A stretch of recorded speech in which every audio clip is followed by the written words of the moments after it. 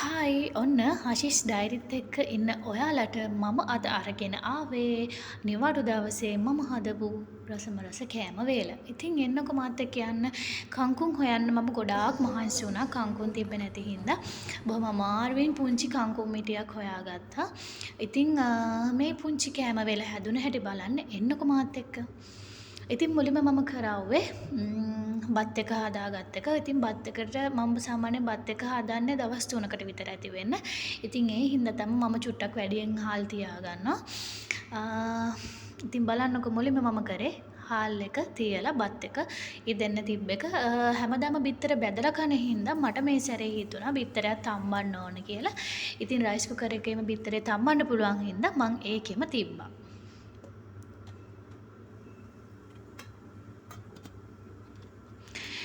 ඉතින් බත් එක ඒ විදිහට ඉදෙන්න තියලා ඊළඟ මගේ කාර්යය වුණේ සෝයා හදන එක. ඉතින් මෙහේ ගොඩක් සෝයාවල ඒ කියන්නේ ලංකාවේ සෝයා වගේ නෙමෙයි මෙහේ ඒ වගේ රසකාරක පැකට් නැහැ. ඉතින් ඒවා ටිකක් ඒවා උයන්න අමාරුයි. ඒවා රස නැති හින්දා මම නෙක්ස්ට් එකට ගියේදී නෙක්ස්ට් එකෙන් මට හම්බුණා ලංකාවේ සෝයා මීට් එකක්. ඉතින් ඒක තමා මම ලංකා සෝයා එක තමා තැම්බෙන්න තිබ්බේ. ඒ අතරේ මම හදන කරි වලට ඕන කරන තක්කාලි, ලූණු, නයි මිරිස් කෑල්ලක් තිබ්බ ඒ ටික මම කපා ගත්තා. ගෙදරට කතා කරන ගමන් තමයි ඉතින් මම මේ ටිකත් කළේ. ඉතින් ওই විදිහට කපා. ඉතින් මම සාමාන්‍යයෙන් නිවාඩු දවසට කලින් ඒ කියන්නේ අඟහරුවාදා දවසට තමයි මම ඕන කරන දේවල් අරන් එන්නේ. ලොකු දේවල් අරන් එන්නේ නැහැ. සාමාන්‍යයෙන් එක ලුණු ගෙඩියක්, එක තක්කාලි ගෙඩියක්, එහෙම නැත්නම් මිරිස් කෑල්ල දෙක තුනක්. එහෙම තමයි මම සාමාන්‍යයෙන් අරගෙන එන්නේ.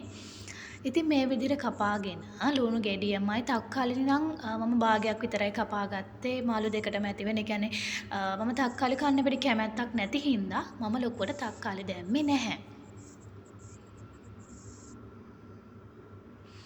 ඊට පස්සේ ඉතින් සෝයා එක තැම්බිලා ඉවර වුණාට පස්සේ අපි ඉතින් සුපුරුදු විදිහට මේ විදිහට වතුර පෙරලා දැන් සෝයා එක උයන්න තමා ලෑස්ති වෙන්නේ. ඒකට මම කලින් කපලා තියාගත්ත ලුණු, තක්කාලි, එතකොට නයි මිරිස්, ඒ වගේම මම මෙහි තියෙන මිරිස් කුඩු 3-5 ඒ වගේ දේවල් එකතු කරලා හොඳට මික්ස් කරගත්තා. හැබැයි ඇත්තම කිව්වොත් මට අමතක වෙච්ච දේ තමයි රසකාරක පැකට් එක. මොකද මම මේ සෝයා එක ගත්තෙත් රසකාරක පැකට් එකකින් හින්දා හැබැයි මට ඒකත් අමතක වුණා. හැබැයි මම ඒක දැම්ම පස්සේ ඔයාලට මේ වීඩියෝ එකේ බලා ගන්න පුළුවන්. වැඩිය කිරි දාලා උයන්නේ නැහැ මෙහෙම. මොකද අපි ෆ්‍රිජ් එකක් නැහැ. ෆ්‍රිජ් එක කැඩිලා එක හදන්න දීලා තියෙන්නේ. හැබැයි තාම ඒක අපිට හම්බුන්නේ නැහැ. ඒ හින්දා ගොඩක් වෙලාවට තෙල්ට දාලා තමයි හදන්නේ. ඉතින් ලංකාවේදී උයනවා වගේම මෙහෙදිත් මං ආසම දේ තමයි අබ දාන එක. ඉතින් සුදු ලුණුත් එක්ක අනිවාර්යෙන් අබ දානවම තමයි මම. ඉතින් අමතක කරන්නේ නැහැ ඒ දේ නම් කොයි වෙලාවකවත්. ගොඩක් තෙල් දාන්නෙත් නැහැ. මොකද මේ අපි හැමදාම කන්නේ තෙල් ජාතින්ද තෙල් ටිකක් අඩුවෙන් දාලා තමයි මම යුවේ. ඉතින් ඒත් එක්ක බලන්න බත් එකත් ඉදිලා පේනවනේ බිත්තරෙත් මැද හොඳට තැම්බිලා තියෙනවා. ඉතින් තෙල් එක රත් වුණාට පස්සේ ඒකට මම සෝයා ටික දාලා සෝයා ටික ෆ්‍රයි කරගත්තා.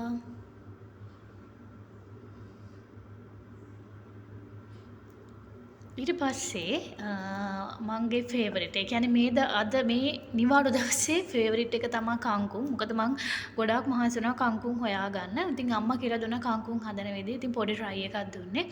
කංකුම් ඉතින් ලොකුවට කපන්න ඕනත් නෑනේ. ඒ හින්දා ප්‍රශ්නයක් වුණෙත් නැහැ.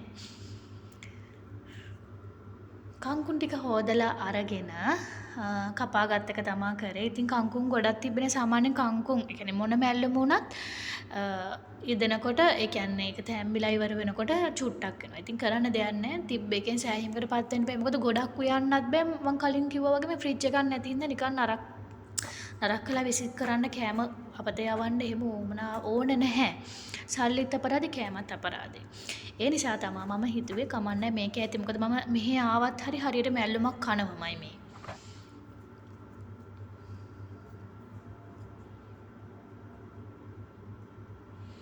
හරි අමාරුයි මැල්ලුම් කපන්න. මොකද මේ කොච්චර ආසාව තිබ්බත් මං ලංකාවේ විද්වත් එහෙම මැල්ලුම් කාලා නැහැ. ඒක කපලා නැහැ. අම්මනේ හැමදේම කරන්නේ. ඉතින් මෙහි රට රස්සාවකට ආවා කියන්නේ ඉතින් හැමදේටම නිකම්ම හුරු වෙනවා. මගේ හස්බන්ඩ් කිව්වා ඊයේ සාමාන්‍යයෙන් අපි කංකුම් වෙන විදිහට උයලා අන්තිමට බිත්තරයක් කඩලා දාන්න කියලා ඊළඟ පාර ඒක try කරලා බලන්න ඕන කොහොමද රස කියලා. මොකද මට වැඩිය හොඳට හස්බන්ඩ් දන්නවා වෙන tricks. මොකද මට වැඩිය රසට යාට හදන්න පුළුවන්. ඊට පස්සේ මම අර කලින් කපලා තියාගත්ත ලුණු ටිකයි තක්කාලි ටිකයි සුදු ලුණු ටිකයි ඔක්කොම දැම්මා.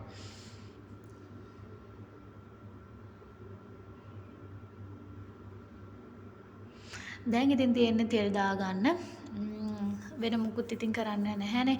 වෙන මැල්ලුම් වගේ පොල් දාන්න උනත් නැහැ. හින්දා හරි ලේසි කංකුම් හදන එක. ඉතින් ඒකට තමයි අබ මේකට නම් අබ චූට්ටක් දැම්මේ. මම සාමාන්‍යයෙන් කෑම හදද්දී අබ ටිකක් වැඩියෙන් දානවා. හැබැයි මම කංකුම් එකට චූට්ටක් දැම්මා. මොකද ඒක මැල්ලුමක් කියන්නේ පලා වර්ගයක් නේ. හින්දා මට හිතුණා චූට්ටක් දාන්න ඕනේ කියලා. ඉතින් ඒක හරි ලස්සනට ඉදුණා මේ අර හැමදාම පරිප්පු ඒවා මේවා දැකලා අර මැල්ලුමක් ඒ විදිහට ඉදෙනවා දැක්කම ආස හිතෙනවා. ඉතින් බත් එක්ක ඉතලා හින්දා ඕන කරන ඒවා ටික ඒ කියන්නේ අනිත් දවස් වලට ඕන කරන ඒවා වෙනම බොක්ස් එකකට දාලා අයින් කරලා රැට කන්න තියෙන ටික වෙනම අයින් කරා. ඊට පස්සේ සෝයා එකත් ඉදලා තියෙනවා. ඉතින් සෝයා එකත් හරි රසට ආවා. රසයි සැරයි දෙකම තියෙනවා. ඊට පස්සේ ඒකත් ඒ විදිහටම අනිත් දවස් වලට ඕන ටික වෙන් කරගෙන කන්න ඕන ටික වෙනම තියාගත්තා. ඉතින් රටේ ඉන්න මම විතරක් නෙමෙයි අනිත් අයත් මේ වැඩේ කරනවා. මොකද හැමෝටම හැමදාම ලංකාවේ ඉන්නවා වගේ උයලා දෙන්න කවුරුත් නැහැ. උයන්න වෙලාවක් නැහැ වැඩත් එක්ක. ඉතින් මේක තමයි හැමෝම කරන්නේ. ඉතින් ඔන්න කංකුම් එකක් තියදුනා. ඉතින් ඒ විදිහටම කංකුම් ටිකක් මං අරන් තියාගත්තා. ඉතුරු ටික කන්න ගත්තා. ඔන්න ඉතින් මං උයලා ඉවරයි. එතකොට ඊළඟට තිබ්බ රාජකාරිය තමයි පපඩම් බදින එක. පපඩනුත් මං අනිවාර්යෙන් නිවාඩු දවසට කලින් ගේනවා. මං හරි ආසයි පපඩම් කන්න. පපඩම් ගොඩක් බැද්දේ නැහැ. එක පපඩමක් කන්න ඒ වෙලේ බැදලා අනිත් ඒවා අනිත් දවස් දෙකට. පපඩම් මං හිතන්නේ 3ක් හරි 4ක් හරි මං බැද්දේ. ඉතින් hina වෙන්න එපා මෙහෙ තාච්චි දැකලා ඔය වගේ තමයි ඉතින් බදින්න තියෙන්නේ. ඔන්න උයලා ඉවරයි. දැන් තියෙන ඉතින් කන්න කලින් තිබ්බා ඉතින් ගත්ත බඩු ටික හොදන්න. ඉතින් ඊට පස්සේ මම කරේ කන එක තමා මගේ ඩෙසර්ට් එක. ඉතින් ඔන්න ඔය විදිහට තමා දවස ගෙවුනේ.